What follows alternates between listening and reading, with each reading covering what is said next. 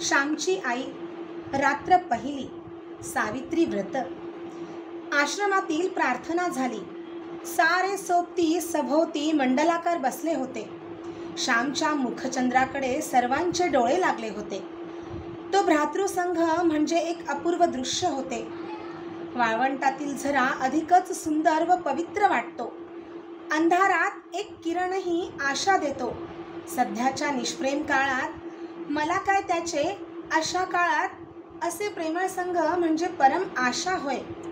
त्या भ्रातृसंघातील प्रेमासारखे प्रेम अन्यत्र क्वचितच पाहावयास सापडले असते. तो आश्रम म्हणजे त्या गावातील जीवनाला, साचीव जीवनाला स्वच्छ ठेवणारा जिवंत व पवित्र झरा होय. गावात सर्वत्र शांतता होती. आकाशात शांतता होती. काही बैलांच्या गळ्यातील घंटांचा गोड आवाज दुरून ऐकू येत होता. वारा मात्र स्वस्थ नव्हता. तो त्रिभुवन मंदिराला सारखा प्रदक्षिणा घालीत होता. आपली अखंड प्रार्थना गुणगुणत होता. श्यामने सुरुवात केली. माझ्या आईचे माहेर फार श्रीमंत नव्हते, तरी सुखी होते. माहेरी खाण्यापिण्याची ददात नव्हती. माझ्या आईचे माहेर गावातच होते. माझ्या आईचे वडील फार कर्मठ व धर्मनिष्ठ होते. माझी आई सर्व भावंडात मोठी होती. माझ्या आईवर तिच्या आईबापांचे फार प्रेम होते. माझ्या आईला माहेरी कोणी आवडी म्हणत, कोणी बयो म्हणत. आवडी खरेच लहानपणापासून ती सर्वांना आवडत असे. बयो खरेच ती जगाची बयो होती, आई होती. माहेरची गडी माणसे कांडपिणी पुढे मोठेपणीही जेव्हा माझ्या आईला बयो म्हणून हाक मारीत, तेव्हा ही हाक किती गोड वाटे म्हणून सांगू. ती हाक मारण्यात असलेला जिव्हाळा हृदयालाच कळे. माझ्या आईला 2 भाऊ व 1 बहीण होती. माझ्या आईची आई अत्यंत नियमित व दक्ष होती. तिच्या घरातील भांडी आरशाप्रमाणे स्वच्छ असत. माझ्या आईचे लग्न लहानपणीच झाले होते. सासर श्रीमंत होते. सासरची मंडळी गावात सरदार म्हणून मानली जात. निदान ते तरी स्वतःला तसे समजत. आईच्या अंगावर सोन्या मोत्याचे दागिने होते. पोत, पेट्या, सरीवाकी, गोटतोडे सारे काही होते. भरल्या घरात, भरल्या गोकुळात ती पडली होती. सासरचे तिचे नाव यशोदा ठेवण्यात आले होते. सासरी ती लहानाची मोठी होत होती. कशाला तोटा नव्हता. चांगले लिहायला, चांगले खायला होते. एकत्र घरात कामही भरपूर असे. उत्साही परिस्थितीत सहानुभूतीच्या वातावरणात काम करावयास मनुष्य कंटाळत नाही. उलट 4 धंदे करण्यात धन्यता व आनंद मानतो. मित्रांनो, माझ्या वडिलांच्या अंगावर ते वयाने 17-18 वर्षाचे झाले नाहीत, तोच सारी जबाबदारी पडली होती. कारण आजोबा थकले होते. वडीलच सारा कारभार पाहू लागले. देवघेव तेच पाहत. आम्ही आमच्या वडिलास भाऊ म्हणत असू व लोक त्यांना भाऊराव असे म्हणत. आजूबाजूच्या खेड्यातील लोक आम्हाला खोत म्हणून संबोधित. खोत म्हणजे काय? विकाने प्रश्न विचारला. श्याम म्हणाला, खोत म्हणजे गावचा ठरीव शेतसारा वसूल करून सरकारकडे पाठवणारा बिनपगारी दलाल. त्याला काही मिळत नाही का? रामने विचारले. हो, मिळते तर. सरकारी शेतसाऱ्याच्या जवळजवळ 1/4 हिस्सा खोताला फायदा असतो. खोत गावातील पिकांची अभावणी करतो, पिकांचा अंदाज करतो. याला पीक धरणे असे म्हणतात. एखाद्या शेतात पीक चांगले नसले तरी चांगले लावतात. लोकांनी वसूल दिला नाही तर सरकारी मदत मिळते व मग जप्ती प्रकरणे होतात. ठरल्या वेळी खोताने शेतसाऱ्याचे हप्ते वसूल आला नसला तरी पदरचेच पैसे देऊन भरलेच पाहिजेत. आमच्या वऱ्हाड नागपुराकडे मालगुजार असतात. तसाच प्रकार दिसतो. भिका म्हणाला. गोविंदा उत्कंठेने म्हणाला, पुरे रे आता तुमचे, तुम्ही पुढे सांगा. श्यामने पुन्हा गोष्टीला सुरुवात केली. आम्ही वडवली गावाचे खोत होतो. त्या वडवली गावात आमची खूप मोठी बाग होती. धो धो पाणी वाहत असे. दांड बांधून दुरून पाणी आणले होते. ते उंचावरून पडत असे. बागेत केळी, पोफळी, अननस लावलेले होते. निरनिराळ्या जातीची फणसाची झाडे होती. कापे, बरके, अर्ध कापे. तुम्ही कोकणात याल तेव्हा हे सारे प्रकार तुम्हास मी दाखवीन. ती बाग म्हणजे आमचे वैभव, आमचे भाग्य असे म्हणत. परंतु गड्यांनो, ते आमचे वैभव नसून आमचे पाप होते. पाप क्षणभर हसते व कायमचे रडत बसते. पाप थोडा वेळ डोके वर करते, परंतु कायमचे धुळीत मिळते. पापाला तात्पुरता मान, तात्पुरते स्थान. जगात सद्गुणच शुक्राच्या ताऱ्याप्रमाणे शांत व स्थिर सदैव तळपत राहतात. खोताने वाटेल त्याला कामाला बोलवावे. बोलावले तर गेले पाहिजे, नाहीतर खोताचा रोष व्हावयाचा. गावातील कष्टाळू बायका माणसांनी वांगी लावावी, मिरच्या कराव्या, कणगरे, करिंदे, रताळी लावावी, भोपळे, कलिंगडे यांचे वेल लावावे. परंतु या सर्वांवर खोतांची नजर असावयाची. खरोखर या जगात दुसऱ्याच्या श्रमावर जगणे यासारखे दुसरे पाप नाही. दुसऱ्याला राबवून रात्रंदिवस श्रमवून त्यांना तुच्छ मानून आपण गाद्या गिरद्यांवर लोळावे यासारखा अक्षम्य अपराध नाही. माझ्या आईच्या अंगाखांद्यांवर जे दागिने होते ते कोठून आले? पाणीदार मोत्यांची नथ. खेड्यातील गरीब बायकांच्या डोळ्यातील मोत्यांसारख्या मुलांच्या अश्रूंची ती बनलेली होती. त्या गरीब लोकांच्या सोन्यासारख्या मुलांच्या तोंडावरील हास्य व अंगावरील बाळसे आणि ते तजेला हिरावून आणून माझ्या आईला सोन्याचे गोटतोडे करण्यात आले होते. परमेश्वराला हे सत्य माझ्या आईला पटवून द्यावयाचे होते. तो माझ्या आईला जागे करणार होता. माझे वडील स्वभावाने दुष्ट होते अशातला भाग नाही, परंतु पूर्वजांची प्रथा त्यांनी चालू ठेवली. खोताच्या अवास्तव अधिकाराचा त्यांना अभिमान वाटे. कोणी ऐकले नाही की तर त्यांना वाटे हे कुणबट माजले. कुणब्याला कुणबट म्हणावयाचे व महाराला म्हारडा म्हणावयाचे अशी ही पद्धत ठरलेली. असे म्हणताना आपणच माजलो आहोत, सत्तांध झालो आहोत हे ह्यांच्या लक्षातही येत नसते. वडिलांच्या हातात नवीनच कारभार आलेला, तथापि त्यांना फारसा अनुभव आला नव्हता. खोतपणाच्या तोऱ्यात एखादे वेळेस वाटेल ते बोलून जात व अनेकांची मने दुखावली जात. पूर्वजांची ही पापे होतीच. पाप किंवा पुण्य काही मरत नाही. जगात काही फुकट जात नाही. जे पेराल ते पिकेल, जे लावाल ते फोफावेल, फळेल. एकदा काय झाले, ती अवसेची रात्र होती. भाऊ वडवलीस गेले होते. सकाळी 8 वाजता ते त्या गावी जाऊन पोचले होते. आज गावाला जाऊ नका, आज अवस आहे वगैरे घरातील मंडळींनी त्यांना सांगितले. परंतु भाऊ म्हणाले, कसली अवस नि कसला शनिवार? जे व्हावयाचे ते होणार. प्रत्येक दिवस पवित्रच आहे. प्रत्येक दिवस देवाच्या घरूनच येतो. ते वडवलीस गेले. दिवसभर राहिले. 3 सांजा झाल्या व ते घरी परत जाण्यास निघाले. घरोब्याच्या एका म्हातारबाईने सांगितले, भाऊदा, 3 सांजा म्हणजे दैत्याची वेळ. यावेळेस जाऊ नका. त्यातून अवसेची काळ रात. बाहेर अंधार पडेल.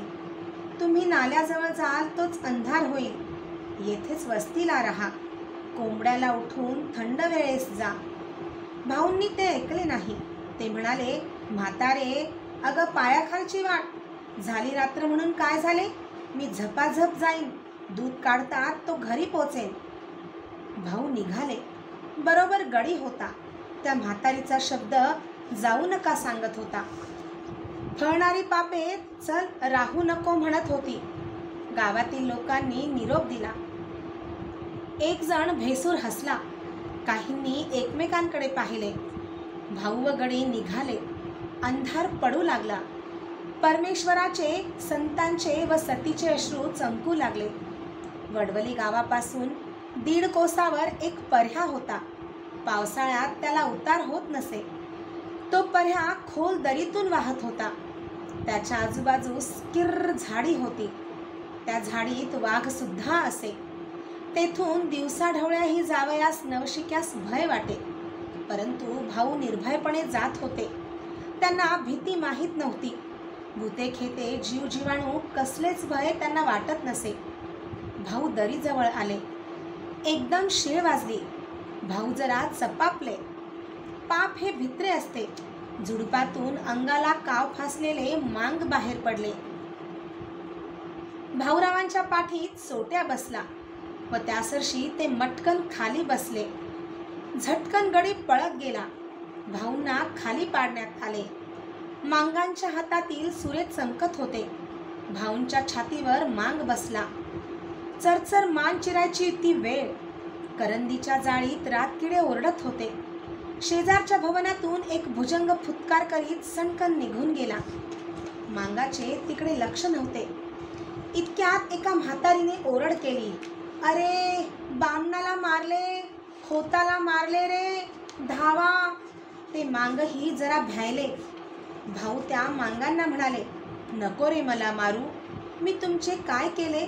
सोडा मला. ही अंगठी, ही सल्ले जोडी, हे 100 रुपये घ्या. सोडा मला. दीनवाणेपणाने त्या मांगांना ते विनवित होते. म्हातारीच्या ओरडण्याने कोणीतरी येत आहे असे दिसले. कोणाची तरी चाहूल लागली. मांगांनी त्या अंगठ्या, ती सल्ले जोडी, ते 100 रुपये घेतले व त्यांनी पोबारा केला. ते मांग काही खरे खुनी नव्हते. या कामात मुरलेले नव्हते. पण दारिद्र्यामुळे हे घोर कर्म करावयास ते प्रवृत्त झाले होते.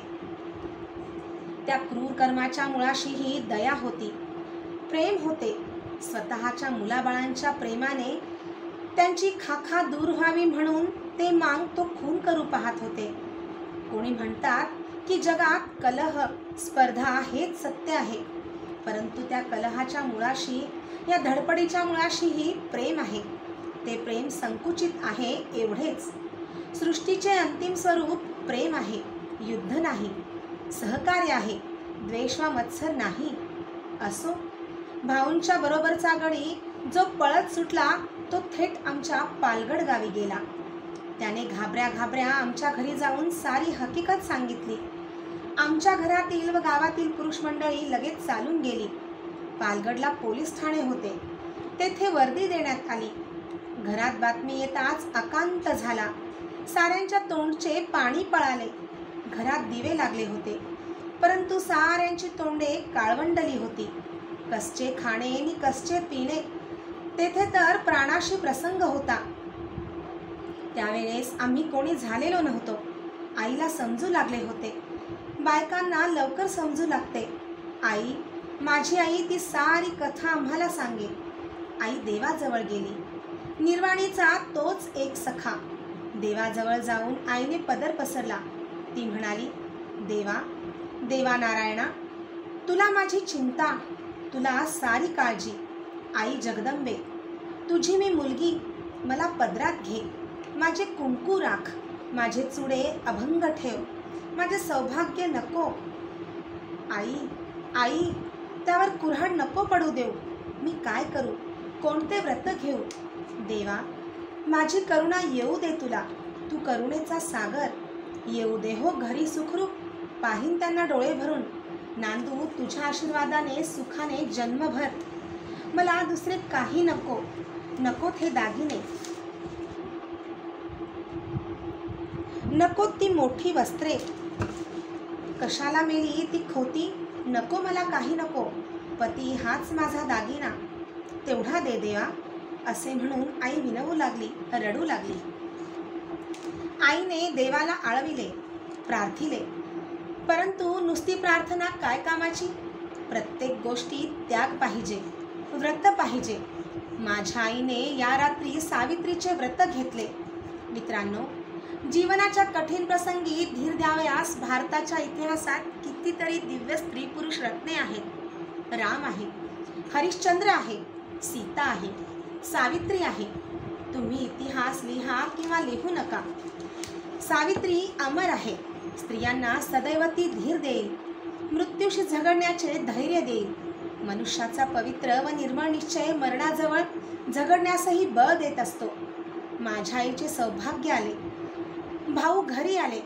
त्या वर्षापासून आई सावित्रीचे व्रत करी. दरवर्षी ज्येष्ठी पुनव येण्याच्या आधी 2 दिवस ती उपवासास सुरुवात करी. घेतलेले व्रत कधी सोडता येत नाही. या व्रतात वटपूजा करायची असते. आकाशाला कवटाळू पाहणाऱ्या चिरंजीव अक्षय वटाची पूजा करून अक्षय सौभाग्य मिळवावयाचे. वटवृक्षाप्रमाणे कुळ वाढो, ते जगाला छाया देवो, आधार देवो. वटवृक्ष उंचवर जाऊन जणू स्वशरीराने देवाच्या पायाला स्पर्श करतो. त्याप्रमाणे कुळालाही वर जाण्याची, उन्नत होण्याची सदैव इच्छा असो. वटवृक्षास अनेक पारंब्या व तणावे फुटतात. त्याप्रमाणेच कुळविस्तार होवो व कुळाला बळकटी येवो. या व अशाच शेकडो भावना या वटपूजेने कळत वा नकळत बायकांच्या जीवनात येत असतील. सावित्री व्रताचे दिवस जवळ येत चालले म्हणजे माझी आई गंभीर होत असे. मी त्या संबंधाचीच एक आठवण सांगणार आहे. आतापर्यंत ही प्रस्तावनाच होती. त्यावेळेस मी 8-9 वर्षांचा असेन. सावित्री व्रताला आरंभ होणार होता. माझी आई हिवतापाने आजारी होती. हिवताप सारख्या तिच्या पाठीस लागला होता. या व्रतात 3 दिवस वडाला 108 प्रदक्षिणा घालावयाच्या असतात. आईला जरा चालले तर घेरी येत होती. आईने श्याम अशी हाक मारली. मी आईजवळ गेलो व विचारले, काय आई, काय होते? पाय का चेपू? आई म्हणाली, पाय नको रे चेपायला. मेले रोज चेपायचे तरी किती? तू सुद्धा कंटाळला असशील हो, पण मी तरी काय करू? आईचे ते करुण शब्द ऐकून मला वाईट वाटले. मी रडू लागलो. आई पुन्हा म्हणाली, श्याम, तू दिवसभर काम करून दमतोस हो, पण उद्यापासून तुला आणखी एक काम 3 दिवस करायला सांगणार आहे. करशील ना तू? कोणते काम? आई, मी कधीतरी नाही म्हटले का ग? मी म्हटले. आई गहीवरून म्हणाली, नाही, तू कधीसुद्धा नाही म्हणत नाहीस. हे बघ, उद्यापासून वट सावित्रीचे व्रत सुरू होईल. मला वडाला 108 प्रदक्षिणा घालता येणार नाही. मला भोवळ येईल. कशी तरी पारावर तुझा हात धरून जाईन, पूजा करीन, 3 प्रदक्षिणा घालीन. बाकीच्या प्रदक्षिणा तू घाल हो बाळ. असे म्हणून आईने माझा हात आपल्या हातात घेतला. प्रेमळ व करुण अशा दृष्टीने तिने माझ्याकडे पाहिले. आई, माझ्या ग प्रदक्षिणा कशा चालतील? मी विचारले. चालतील हो बाळ. देवाला डोळे आहेत. देव काही मेला नाही. त्याला सारे समजते, कळते. तू म्हणजे मीच नाही का? अरे, तू माझ्या पोटचा गोळा, माझाच जणू भाग, माझेच तू रूप. तू प्रदक्षिणा घालशील त्या माझ्याच होतील. मी दुबळी, आजारी आहे हे देवाला माहीत आहे. आई म्हणाली, पण मला बायका हसतील. मी नाही जाणार वडावर. शाळेत जाणारी मुले मला बघतील व शाळेत आहारे बायको असे म्हणून माझी फजिती करतील. मला लाज वाटते. मी नाही जाणार. शिवाय शाळा बुडेल, मास्तर रागावतील. अशा अनेक सबबी मी सांगू लागलो. आईची म्लान मुद्रा खिन्न झाली. ती म्हणाली, श्याम, आईचे काम करावयास कसली रे लाज? हे देवाचे काम. ते करीत असता तुला कोणी हसले तर तेच वेडे ठरतील. देवाचे काम करावयास लाजू नये. पाप करावयास माणसाने लाजावे. श्याम, त्या दिवशी चुलीमागच्या खोबऱ्याचा तुकडा तू घेऊन खाल्लास. मी बघितले, पण बोलले नाही. जाऊ दे, मुलाची जात आहे. परंतु त्यावेळेस तुला लाज नाही वाटली आणि आता देवाचे काम करावयास तुला लाज का वाटते? मग तो भक्तविजय कशाला वाचतोस? मग तो भक्तिविजय कशाला वाचतोस? तो पांडव प्रताप कशाला वाचतोस? तुझा आवडता श्रीकृष्ण घोडे हाकी, धर्माघरची उष्टी काढी.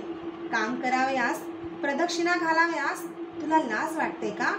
नसल्यास जाणार तर मी जाईन हो. येऊन जाऊन काय होईल? मी भोवळ येऊन पडेन. मरेन तर सुटेन एकदाची. देवाजवळ तरी जाईन. परंतु श्याम, तुमच्यासाठीच जगते रे. असे म्हणून आईने डोळ्यांना पदर लावला. आईचे शब्द माझ्या मनात खोल गेले. माझे हृदय विरघळले, पाझरले, पावन झाले. देवाचे काम करावयास लाजू नको. पाप करण्याची लाज धर. थोर शब्द आजही ते शब्द मला आठवत आहेत. आजकाल ह्या शब्दांची किती जरुरी आहे. देवाच्या कामाची, देशाच्या कामाची, भारत मातेच्या कामाची आम्हास लाज वाटते.